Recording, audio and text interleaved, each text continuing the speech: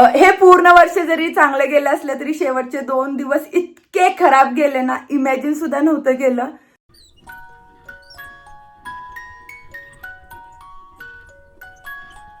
Hello, नमस्कार मंडळी, तुम्ही सगळे मजेत आहात ना? नवीन दिवसाची नवीन सुरुवात. आज 31 डिसेंबर आणि 2025 या सालातील सगळ्यात शेवटचा दिवस. आणि हे वर्ष इतकं फास्ट संपून गेलं, समजलंच नाही. महिने असेच निघून गेले. आत्ताच असं वाटतं की आपण हे करत होतो ते करत होतो, परंतु आज 31 डिसेंबर आणि खरंच या 2025 या वर्षाने इतक्या काही चांगल्या गोष्टी मला दिलेत आणि त्या मी ऑलरेडी एका व्हिडिओमध्ये शेअर सुद्धा केलेत. खरंच हे वर्ष माझ्यासाठी खूप काही चांगलं होतं. नवीन अनुभव शिकायला मिळाले, नवीन व्यक्ती ओळखायला समजलं, आपलं कोण परकं कोण हे सुद्धा हे समजलं. खरंच आपण दरवेळी समजत असतो की हा हे माझं आहे ते माझं आहे, परंतु असं नसतं. जेव्हा आपल्याला गरज असते तर आपल्याला कोण प्रत्यक्षात मदतीला येऊ शकतं किंवा सपोर्ट कोण करू शकतं हे सगळं काही शिकवलं मला. आणि खरंच या वर्षातून पुढे जाताना मी एक नवीन पाऊल टाकण्यास आता तयार आहे एकदम. आणि कोणावरही विश्वास ठेवण्याआधी मी खूप वेळा विचार करूनच तो निर्णय घेऊ शकते. एवढी मी आता मॅच्युअर झाले किंवा ती गोष्ट मला आता हळूहळू समजून आली. या वर्षात अनेक नवनवीन संधी मला मिळाल्या आणि त्या प्रत्येक गोष्टीमध्ये मी स्वतःला सिद्ध करण्यासाठी खूप प्रयत्न सुद्धा केलेत आणि हळूहळू त्याला सक्सेस सुद्धा येत आहे. जसे एका नाण्याला 2 बाजू असतात तसेच माझ्या सुद्धा आयुष्यात थोडंसं अपडाऊन झाले, परंतु त्या प्रत्येक सिच्युएशनला मी व्यवस्थित फेस केले. आणि खरंच हे माझ्यासाठी पूर्ण इयर खूप मस्त होतं. सगळे फंक्शन वगैरे व्यवस्थित पार पडले, असं काही अडचण वगैरे नाही. किंवा आमचं जे काही तिकडं रुटीन आहे ते सुद्धा व्यवस्थित आहे. जे काही मी एम ठरवले होते ते सुद्धा सक्सेस झालेत. 100% नाही झाले, परंतु जे काही महत्वाचे होते तर ते सक्सेस झालेत. आणि खरंच हे ओव्हरऑल पूर्ण वर्ष माझ्यासाठी खूप चांगलं होतं. हे पूर्ण वर्ष जरी चांगलं गेलं असलं तरी शेवटचे 2 दिवस इतके खराब गेले ना, इमॅजिन सुद्धा नव्हतं केलं. विरूला ख्रिसमसची सुट्टी पडली होती तर थंडीमुळे मी तिकडेच राहायचा प्लॅन केला होता, कारण माझा आणि थंडीचं एकदम दुश्मन आहे. आणि मी इतके वर्ष आता कोल्हापुरात राहिले, माझा जन्म शिक्षण सगळं कोल्हापूरमध्ये होतं. एवढी थंडी अशी कधीच नव्हती, परंतु या वर्षात एवढी थंडी जाणवते ना, पूर्ण चेंजेस झालेत. असं सकाळी 9-10 वाजले तरी अशी अंगातून थंडी नाही जात, असं कडकडल्यासारखं होतं एकदम. पहिले 2 दिवस आले तेव्हा एकदम नॉर्मल थंडी होती, त्यामुळे काही वाटलं नाही. आणि आता काल आणि आज एवढी थंडी वाढली आणि गावाकडे सगळीकडे व्हायरस चालू आहे लोकांना, त्यामुळे मला सुद्धा थोडीशी कणकण आली होती. आणि विरूला तर काल दिवसभर खोकला चालू होता. त्यामुळे माझ्याकडे आधी जे काही मेडिसिन होते तर त्याला मी दिलं, परंतु त्याने काहीच नाही फरक पडला. त्यामुळे काल दुपारी त्याला हॉस्पिटलमधून दाखवून आले.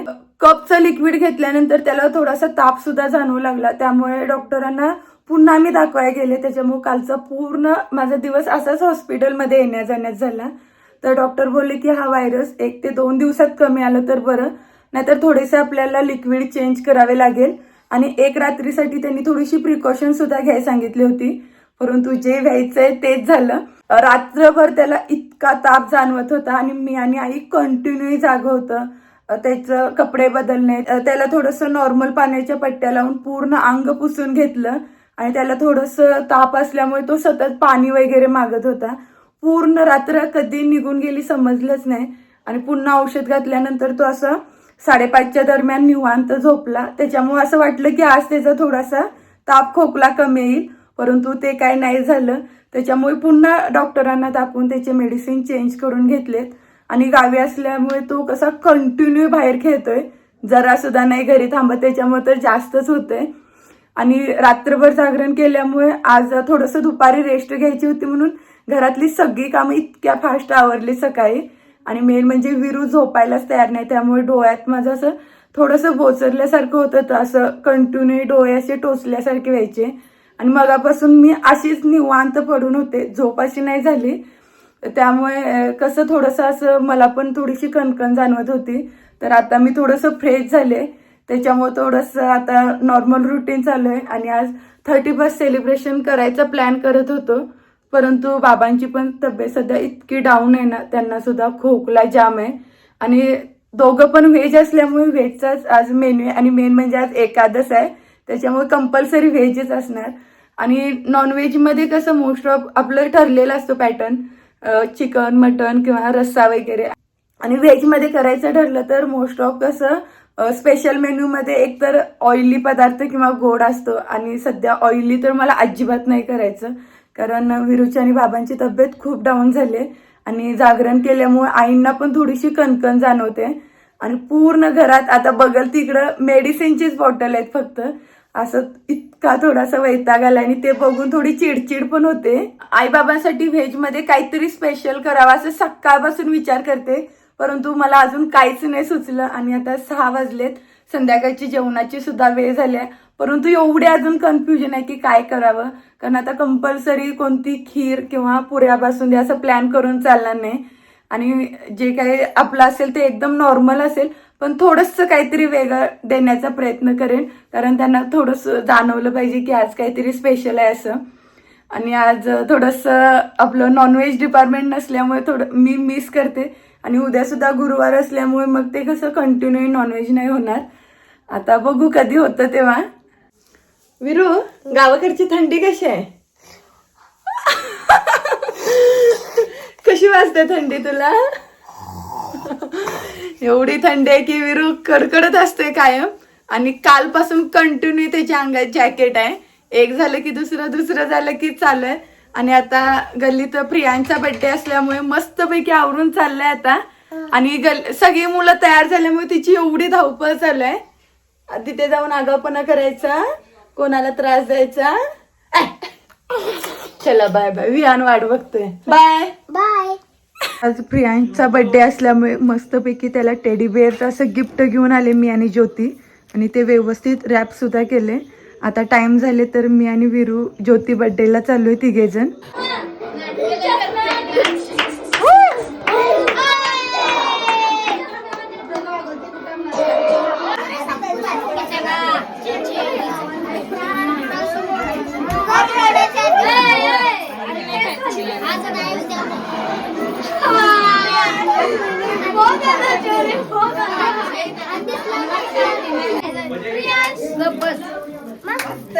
Happy birthday to you. Happy birthday. Happy birthday dear Priyan. Happy birthday to you.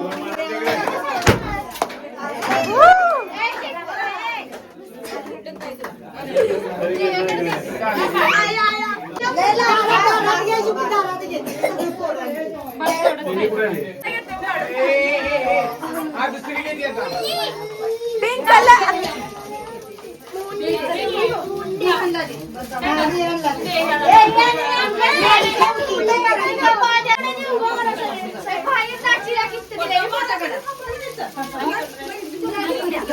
Veeru, bottle कुठे आहे?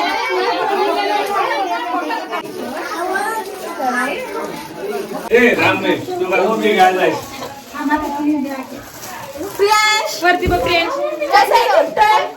छान आहे म्हणा. प्रियांश, ओय. Bye bye bye bye. आलास ना तिकडून खाऊन? मग आता आईच आहे ना तो केक, आईला दे. आता जेवायचं. आणि आजचा स्पेशल मेन्यू काय आहे ते दाखवते. भरपूर झालेत व्हेज असल्यामुळे. मस्तपैकी माझ्या आवडीचं असं भरीत आहे आणि एकदम चमचमीत केले. काय? बर्थडे. इकडे चपाती आहेत आणि या ह्याच्यामध्ये गरम गरम अशी पोकळ्याची भाजी केली. खरंच आज मेन्यू जास्त झालेत. इकडे साधं वरण आहे.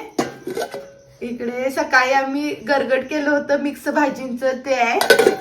आणि शेवयाची खीर आहे. खरं शेवयाची खीर केल्यापासून त्यांची खूप आठवण येते. त्यांच्या आवडीची आहे सगळ्यात. आणि आज थोडस लांब असल्यामुळे तर एकदम हे होते. आता जेवणार ना विरू? का जेवायचं? आता एवढं सगळं मेन्यू झालेत आणि नाही लोकांच्या जायचं आता. आता सगळं वाढून घेते पटकन आणि जेवून घेते. संध्याकाळचा आता जास्त टाइम झाले त्यामुळे एकदम थोडंच असं जेवण घेतलंय. आज माझ्या जेवणामध्ये तर किती मेन्यू होते तुम्ही बघितलाच असेल. तुमच्याकडे 31st सेलिब्रेशनसाठी काय स्पेशल होतं नक्की मला कमेंट बॉक्समध्ये सांगा. बघूया कोणी काय बनवलं होतं आपल्या फॅमिलीसाठी. आता जेवण झालं आणि आजच्या जेवणात एवढी व्हरायटी होती त्यामुळे थोडंसं खाणं पण जास्त झालंय. आणि आज असं होतं की सगळेच पदार्थ एकदम आवडीचे होते, कोणता खाऊ कोणता नाही असं झालं होतं. आणि बड्डे ठिकाणी सुद्धा थोडंसं केक आणि चिरमुरे फरसाणा पण खाणं झालं होतं, त्यामुळे आज थोडंसं लोड झाले. उद्या 1 तारखेपासून नवीन निर्धार, काही खायचं नाही. बघू किती दिवस फॉलो होतं. आणि आता पूर्ण आवरून सुद्धा घेते. जे काही स्पार्कल आहे ते पूर्ण केसामध्ये अडकलेत. आता पटकन सगळं आवरून घेते. नाईट स्किन केअर सुद्धा करायचं आहे.